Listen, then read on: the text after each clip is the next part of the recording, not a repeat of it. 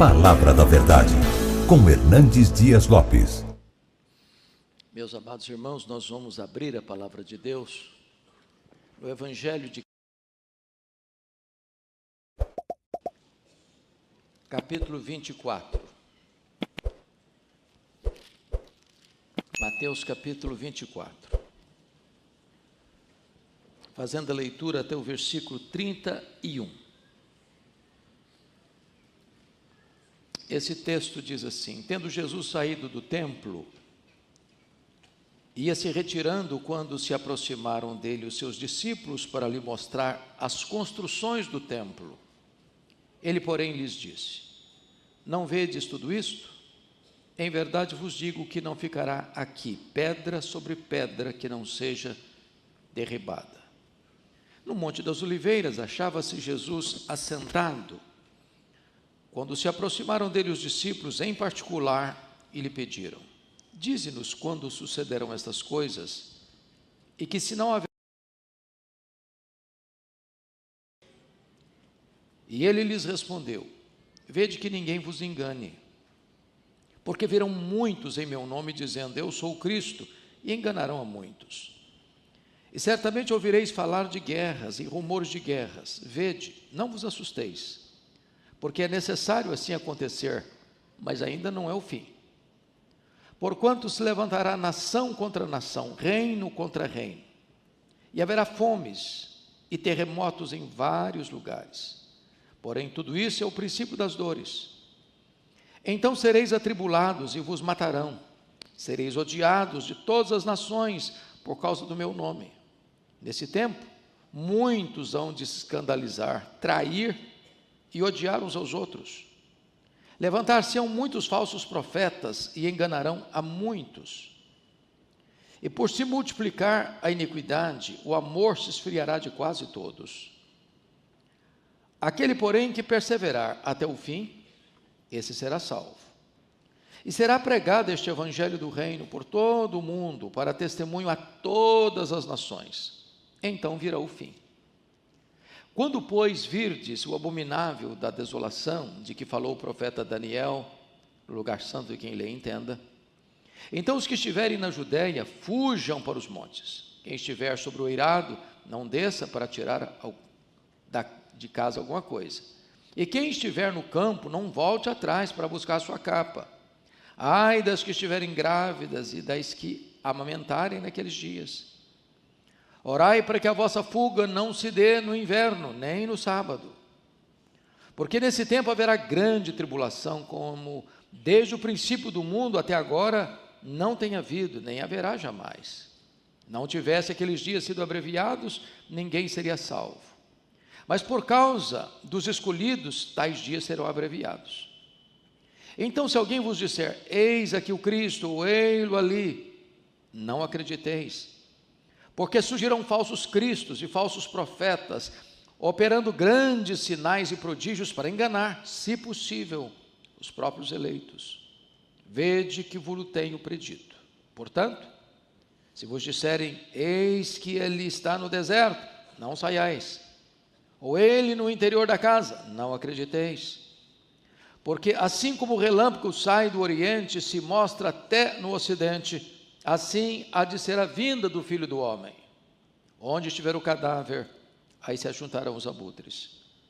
Logo em seguida, a tribulação daqueles dias, o sol escurecerá, a lua não dará sua claridade, as estrelas cairão do firmamento, e os poderes dos céus serão abalados. Então aparecerá no céu o sinal do Filho do Homem. Todos os povos da terra se lamentarão e verão o Filho do Homem vindo sobre as nuvens do céu, com poder e muita glória.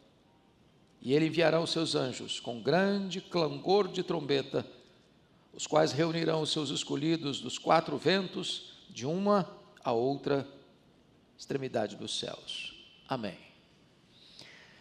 Meus amados, a recente guerra, conhecida como a Guerra dos 12 Dias, entre Israel e Irã, com a intervenção dos Estados Unidos, reacendeu na igreja evangélica brasileira, por que não dizer de outros lugares do mundo, a agenda escatológica da igreja. E nesse momento, tantas pessoas se levantam e são feitas. E precisamos nos acautelar, porque há aqueles que, de forma assodada, dizem que agora chegou o fim. Agora estamos, de fato, na última geração. Agora é o cumprimento de Ezequiel 38, 39, de Gog e Magog. Essas declarações, embora causem arrepios em uns e temor em outros e levante grandes questionamentos da outra parte, são apressadas e perigosas, porque de certa forma isso é marcar uma data, isso é marcar um tempo ou época que o Pai reservou pela sua exclusiva autoridade. Todas as pessoas que tentaram marcar datas para a segunda vinda de Cristo fracassaram, e hão de fracassar, porque foi o próprio Jesus quem alertou sobre isso. Esta agenda é da economia exclusiva do Pai.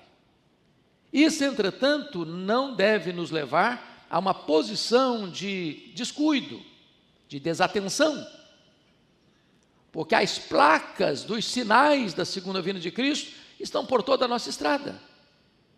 Às vezes verdadeiros outdoors iluminados, despertando a igreja, alertando a igreja acerca dos eloquentes sinais da volta do Senhor Jesus.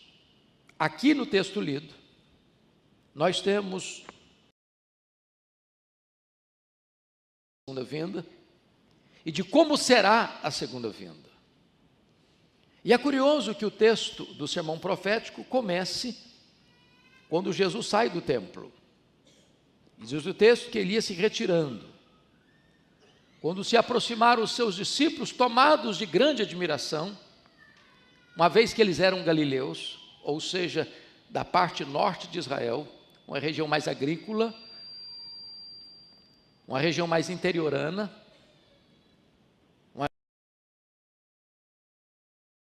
região mais marcada pela influência dos gentios, e eles estão em Jerusalém, na decantada Jerusalém, diante de um dos edifícios mais belos do primeiro século, o templo que foi ampliado e embelezado por Herodes o Grande, uma obra que demorou 46 anos para ser construída, um palácio religioso, suntuoso e belo, magnificente e grandioso, e eles não aguentando tanta beleza contida no próprio coração, exclamam para Jesus: Mestre, vede isto, que pedras, que construções, que arquitetura, que beleza.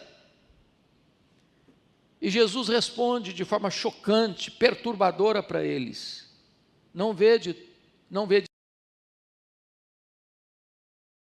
aqui pedra sobre pedra que não seja derribada. Já imaginou se alguém chegasse para qualquer de nós aqui e dissesse assim: olha, está vendo Vitória? Cidade bela, encantadora. Perdoe-me de dizer isso, para mim é a capital mais bonita do Brasil. E alguém dissesse: está vendo essa cidade? Pois é, ela vai ser destruída. Ela vai ser arrasada. Os prédios vão ser completamente colapsados. Está vendo esse templo bonito? Não vai ficar pedra sobre pedra. Vocês já imaginaram o impacto disso na vida dos discípulos? E depois que Jesus traz esse vaticínio, essa profecia, de fato ele se retira. Desce o Vale do Cedron, atravessa o Vale do Cedron, sobe o Monte das Oliveiras e fica exatamente de frente ao templo. Quando então os discípulos se aproximam em particular e perguntam: Mestre, fala para nós aí, quando é que vai acontecer isso? E mais, que sinal haverá da tua vinda e da consumação do século? É claro que Jesus está tratando de duas coisas. Primeiro, ele está tratando da destruição de Jerusalém. Ele está tratando da destruição do templo de Jerusalém. Ele está tratando de uma horda que vai invadir a cidade de Jerusalém, vai destruí-la. Ele está falando que aquele templo tão belo, semelhante ao templo de Salomão, vai virar cinza. Eles engatam então a pergunta, conectando esse fato com a segunda vinda de Cristo, com a consumação do século.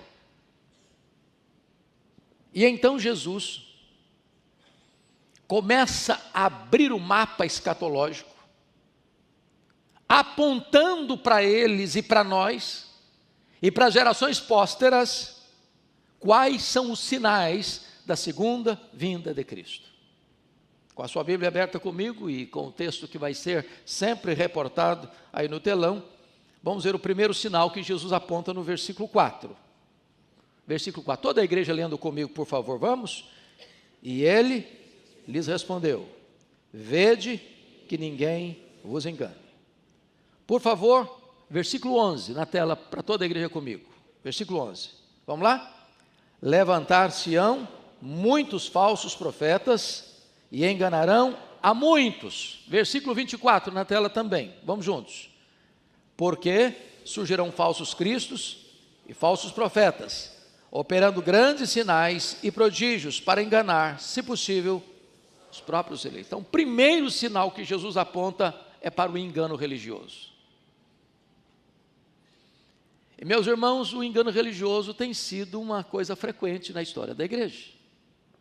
É só você ler a história da igreja e você vai ver grupos surgindo, pregando heresias, destoando e distorcendo a verdade. Mas na medida que os anos avançam, esse engano religioso também vai crescendo.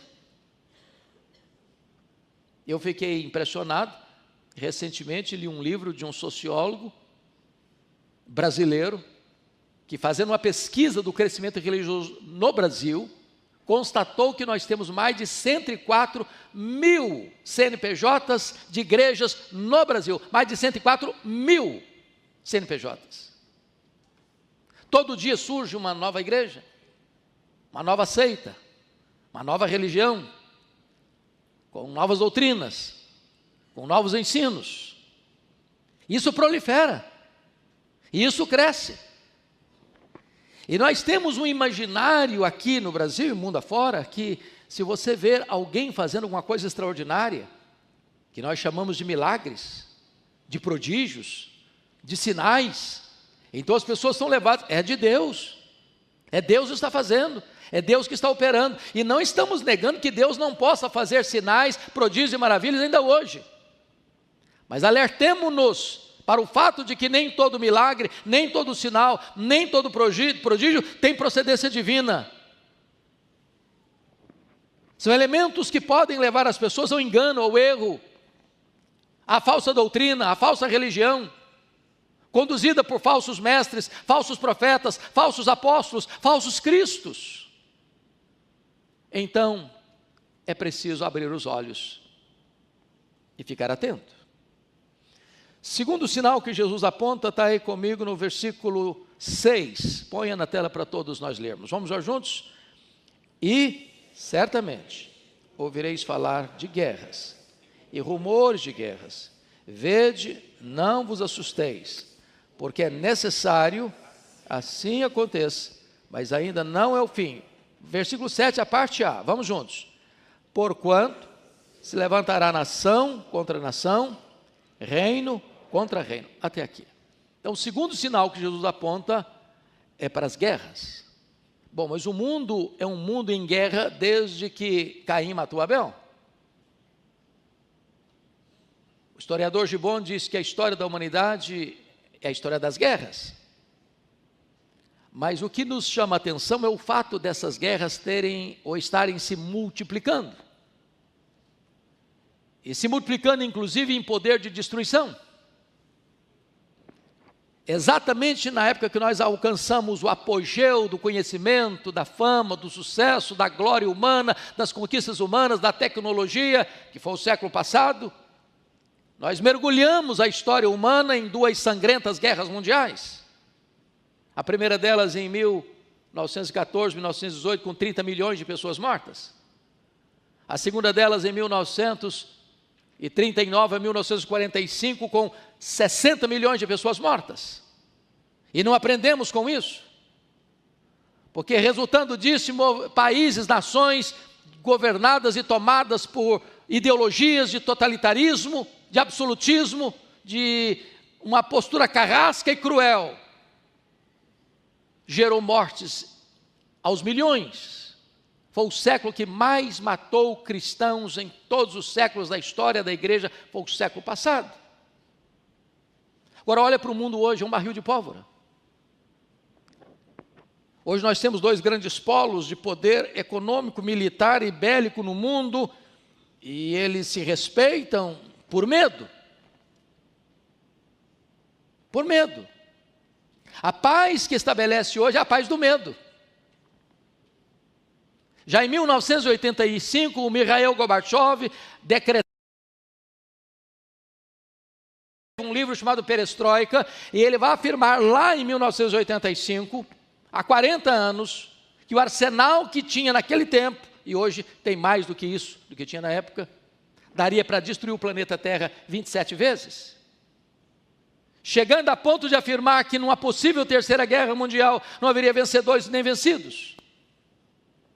Estamos aí pisando em ovos. O mundo está prestes a explodir.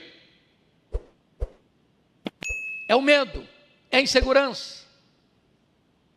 São as guerras, são os rumores de guerras, reino contra reino, nação contra nação. E Jesus diz, fique atento, ainda não é o fim.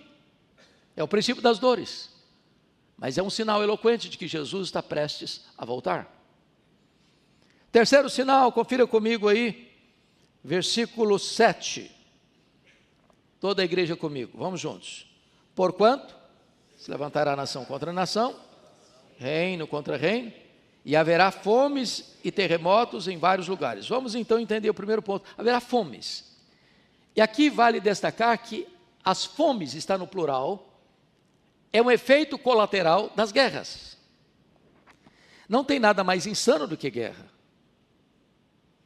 Porque você destrói o que custou muito caro para construir. Você envia um míssil, ele faz um arraso. Além das vidas, destrói estruturas caríssimas. E depois vai ter que gastar para construir tudo de novo. E quando vai se fazer o orçamento das nações, tenho certeza disso, o maior orçamento das grandes nações do mundo não é com coisas para a vida, é com armas para a morte. As fomes no mundo não é porque falta provisão, é porque há injusta distribuição.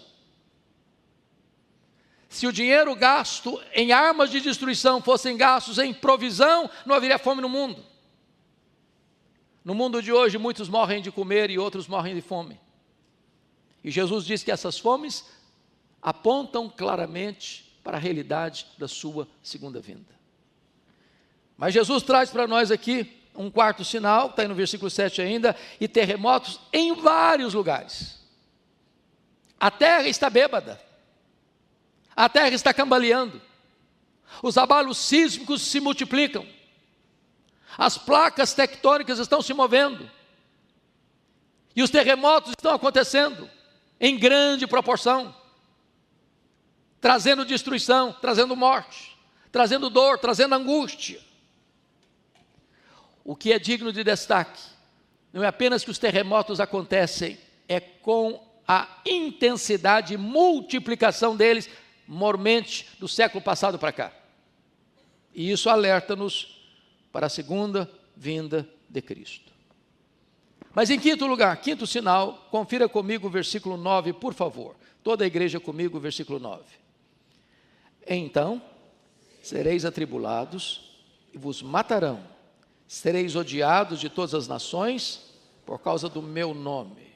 Nesse tempo, muitos hão de se escandalizar, trair e odiar uns aos outros. E aqui é o sinal da perseguição religiosa.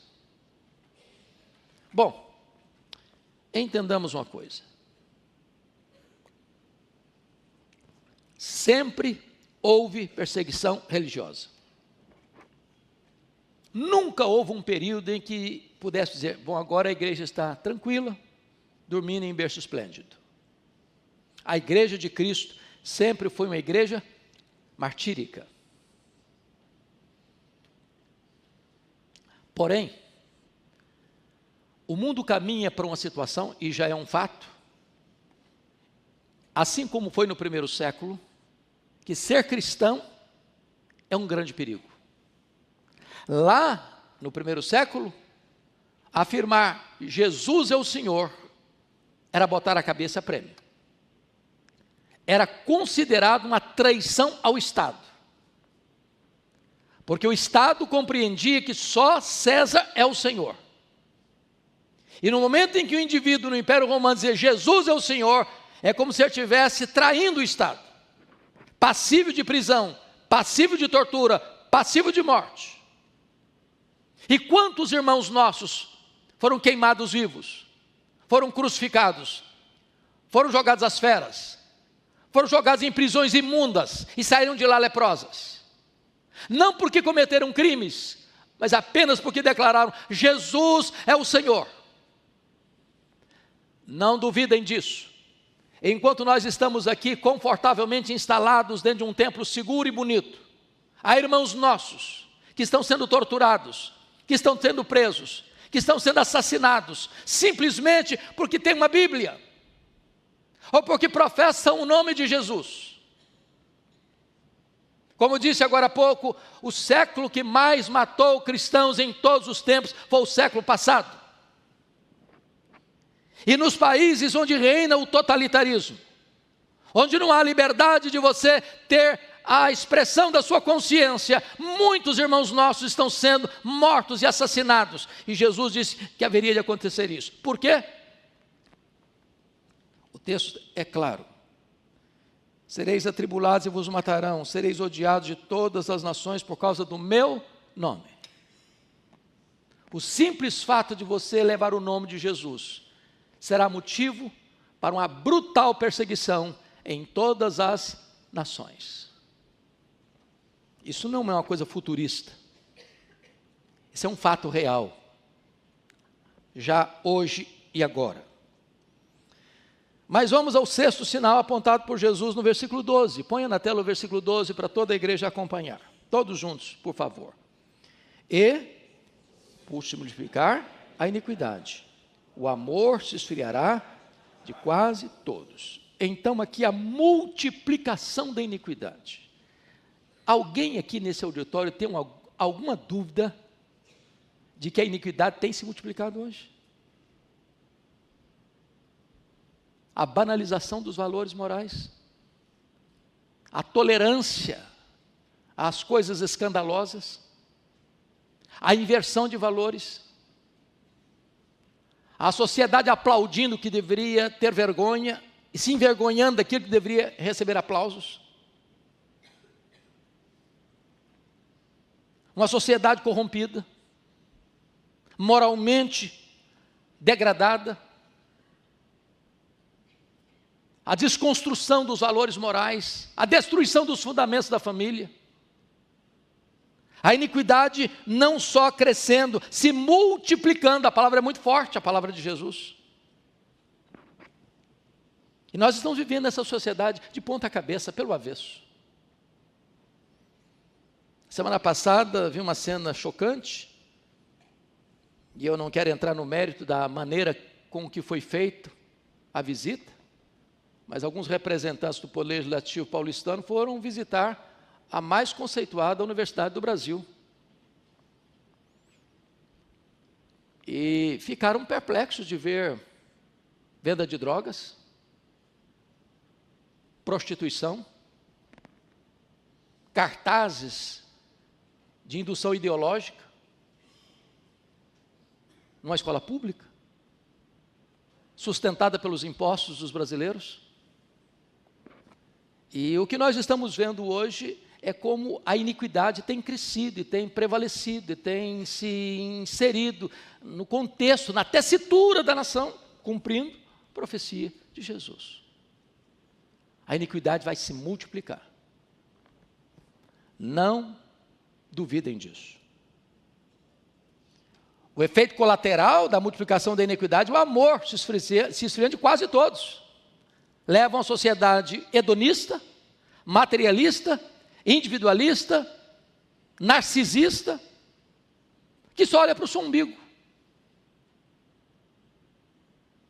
O homem se tornando o lobo do próprio homem.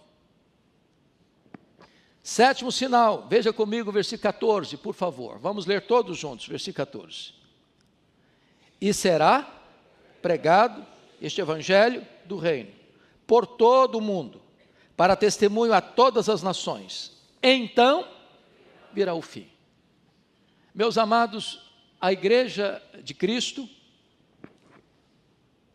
foi encarregada por Jesus, quando discutia a pauta escatológica com Jesus, de restaurar o reino a Israel, e Jesus desvia o foco deles para o campo da missão e disse: não vos compete saber nem tempos, nem épocas que o Pai reservou pela sua exclusiva autoridade, mas recebereis poder ao descer sobre vós o Espírito Santo, e sereis minhas testemunhas, tanto em Jerusalém como em toda a Judeia e Samaria, e até os confins da terra. E a igreja então tem se desdobrado para cumprir essa agenda estabelecida pelo Senhor Jesus. Nós recebemos um missionário em 1859, e pela graça de Deus, a igreja brasileira hoje está sendo, e há de ser mais ainda, o grande celeiro missionário para o mundo. Mas eu não tenho dúvidas de que o advento daquilo que nós chamamos das mídias sociais ajuda por demais no cumprimento dessa profecia de Jesus. Porque hoje, enquanto nós estamos reunidos, me permita,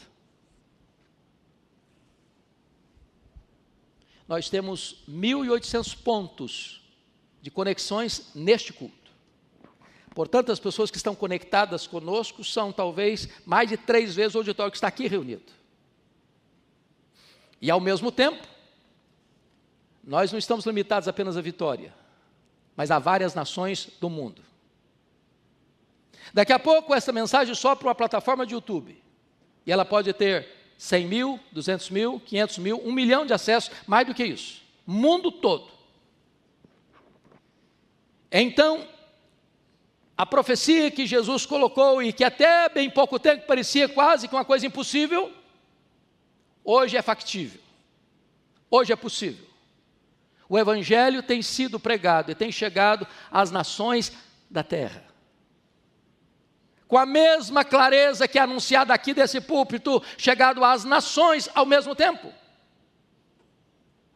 Então o Senhor Jesus agora está nos trazendo essa verdade, que será pregado este evangelho do reino por todo o mundo, para testemunhar todas as nações. Isso porque Jesus morreu para comprar com seu sangue os que procedem de toda tribo, raça, povo, língua e nação. E este evangelho está chegando e há de chegar a todos os povos da terra para cumprimento dessa profecia de Jesus. Oitavo sinal. Por favor, versículo 15. Para nós lermos, 15 até o versículo de número 20, 15 a 20, eu quero que a igreja leia comigo, bem cuidadosamente esse texto, vamos todos. Quando, pois, virdes o abominável da desolação, de que falou o profeta Daniel, no lugar santo, quem lê entenda, então os que estiverem na Judéia, fujam para os montes, quem estiver sobre o eirado, não desça a tirar de casa alguma coisa. E quem estiver no campo, não volte atrás para buscar a sua capa. Ai das que estiverem grávidas, e das que amamentarem naqueles dias. Orai para que a vossa fuga não se dê no inverno, nem no sábado.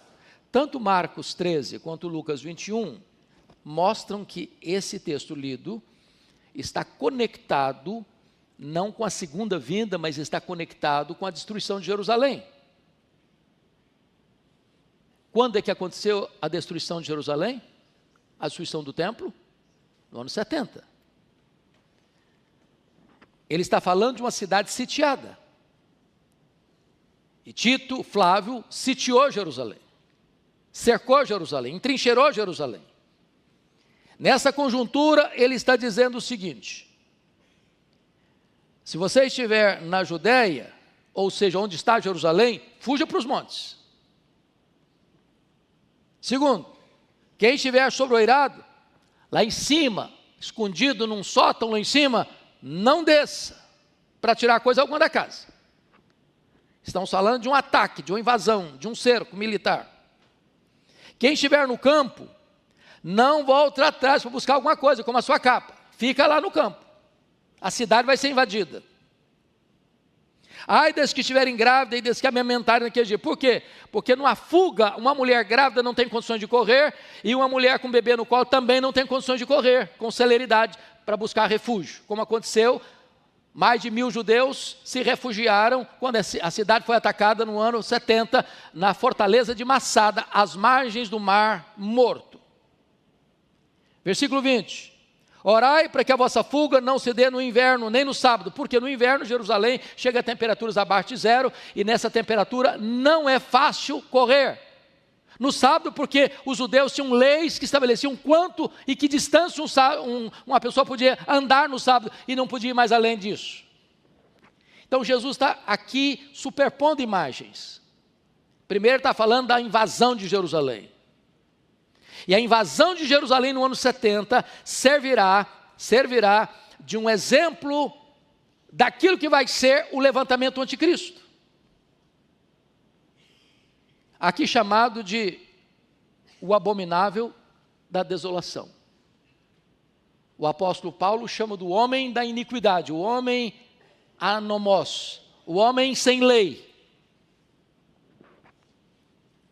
Apocalipse o chama de a besta que surge do mar. O apóstolo João, na sua primeira carta, o chama de o anticristo, que não é um partido político, que não é uma ideologia, que não é um grupo de pessoas, que é um homem, cujo símbolo, cujo número é 666. Ou seja, 6 é o número incompleto, que vem antes do 7, que é o número da perfeição. 3 vezes é o número da própria trindade, número completo, perfeito. Então, ele vai ser a consumação do mal, a consumação da iniquidade. E Apocalipse capítulo 13 diz que toda a terra, todas as nações, todos os povos, todas as pessoas vão adorar o anticristo, exceto aqueles cujos nomes estão escritos no livro da vida do Cordeiro. Em outras palavras, meus irmãos, Jesus não vai perder para o anticristo nenhuma das suas ovelhas. Nenhum dos cordeirinhos, por mais tenros que sejam, do Senhor Jesus Cristo, lavados no sangue do Cordeiro, selados com o Espírito Santo da promessa, vão se curvar diante do anticristo. Ao contrário, vão preferir a morte. E o anticristo vai lutar contra eles e vai matá-los. Muitos vão morrer. Mas Apocalipse 12:11 diz que quando um crente morre pela sua fé, ele não é derrotado, ele é o vencedor, porque venceu pela palavra, pelo sangue do Cordeiro e pela palavra do testemunho. A palavra do testemunho é a palavra da martiria. Então, quando um crente é colocado contra a parede, dizendo, ou você nega Jesus, ou eu te mato, ou você adora o anticristo, eu te mato, o crente diz, eu prefiro morrer a negar a minha fé. Eles vão matar o crente, mas o crente é vencedor, porque não vai negar a sua fé. Está escrito que, mesmo em face da morte, não amaram a própria vida.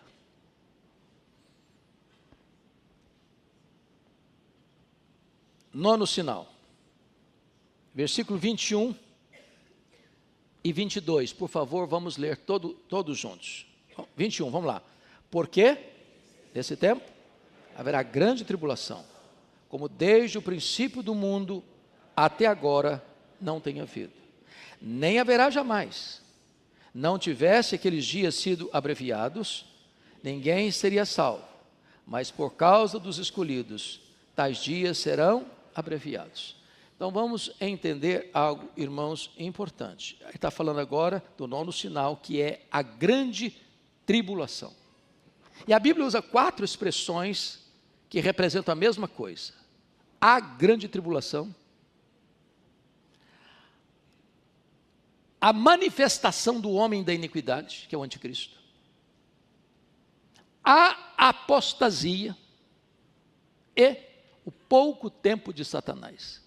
Esses 4 termos apontam para a mesma coisa: um tempo de grande angústia, de grande tribulação. É claro que nós temos aqui no Brasil e no mundo fora 4 correntes de interpretação desses fatos.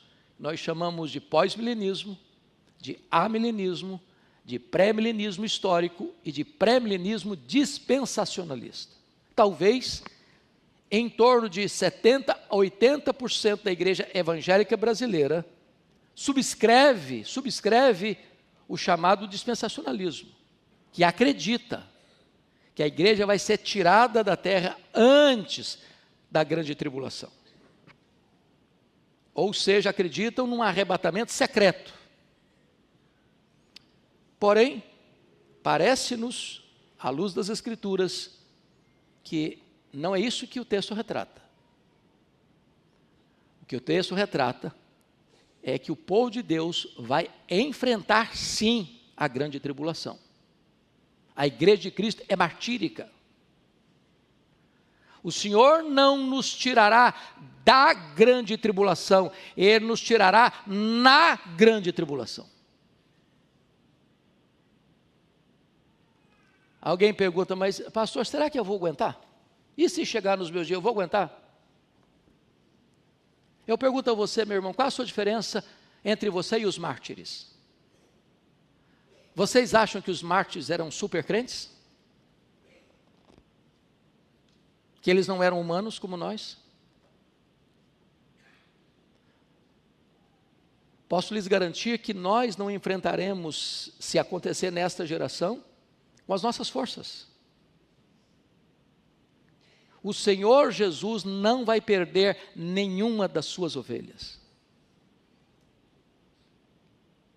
O mesmo Deus que nos sustentou aqui e até aqui, há de nos sustentar até o dia final.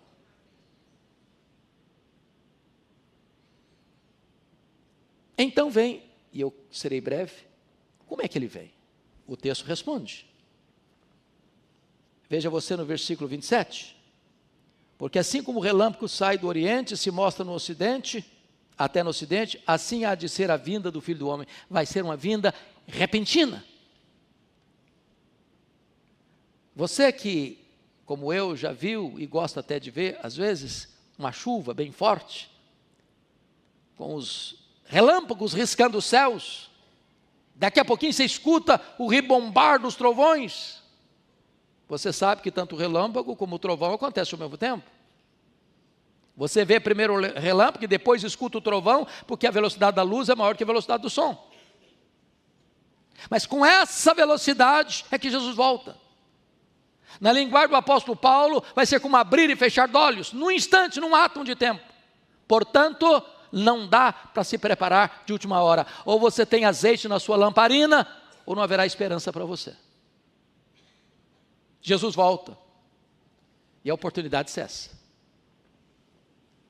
Note você comigo o versículo, por favor, bote na tela, versículo 42 a 44, toda a igreja comigo. Portanto, vigiai, porque não sabeis em que dia vem o vosso Senhor. Mas considerai isto: se o pai de família soubesse a que hora viria o ladrão, vigiaria e não deixaria que fosse arrombada a sua casa. Por isso, ficai também vós apercebidos, porque a hora em que não cuidais, o Filho do Homem virá. Então, o que ele está dizendo aqui? Que a segunda vinda não vai ser apenas repentina, ela vai ser também inesperada.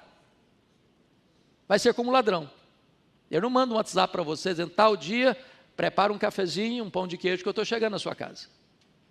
Ele chega sem aviso prévio.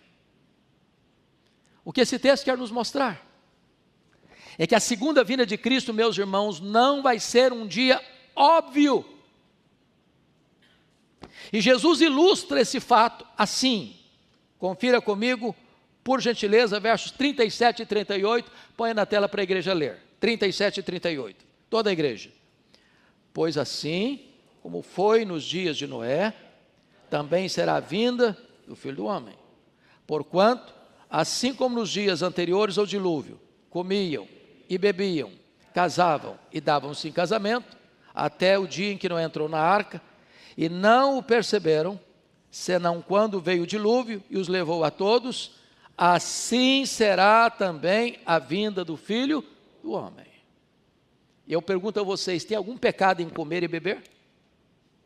Tem algum pecado em casar e dar-se em casamento? Não. O que é que Jesus quis acentuar aqui é que a vida vai estar girando. As famílias vão estar acontecendo. O comércio vai estar aberto, a indústria vai estar funcionando. Os aeroportos vão estar abertos, as rodovias vão estar abertas. As pessoas vão estar movimentando, as pessoas vão estar marcando casamento, as pessoas vão estar celebrando casamento, as pessoas vão estar ir ao supermercado, fazendo comida, fazendo almoço, fazendo jantar. As pessoas estarão na sua azáfama normal, na sua correria normal, nas suas atividades normais, quando Jesus voltará. Pegará todos de surpresa.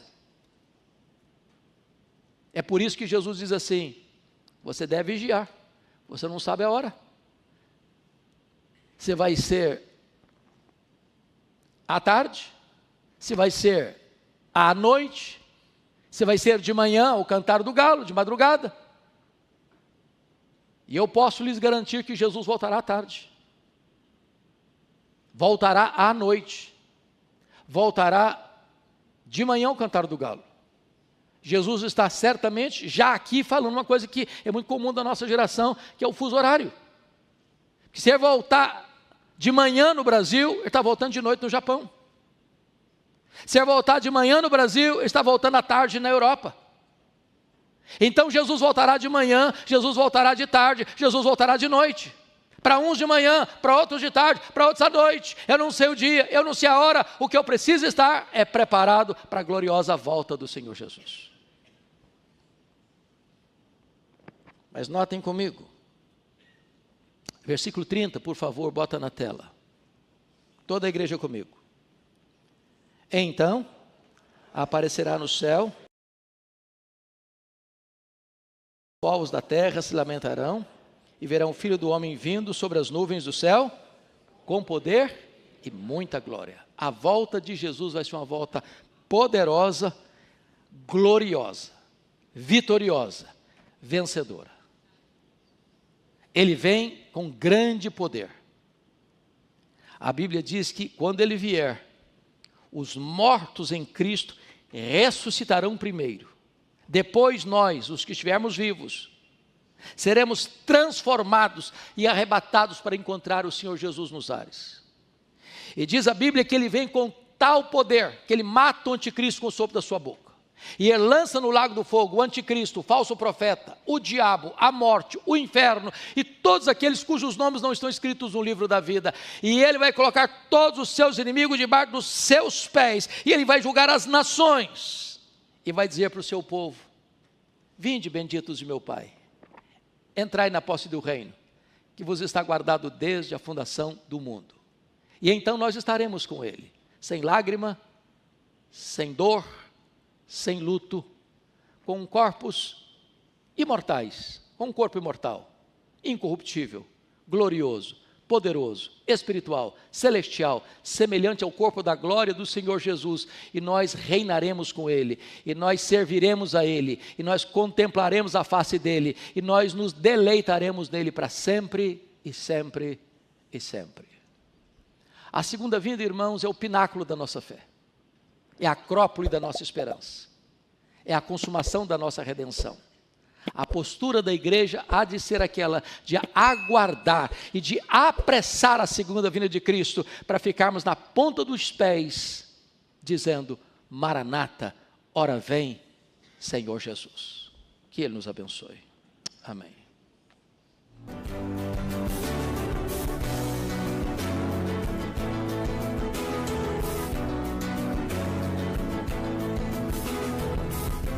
Palavra da Verdade, com Hernandes Dias Lopes.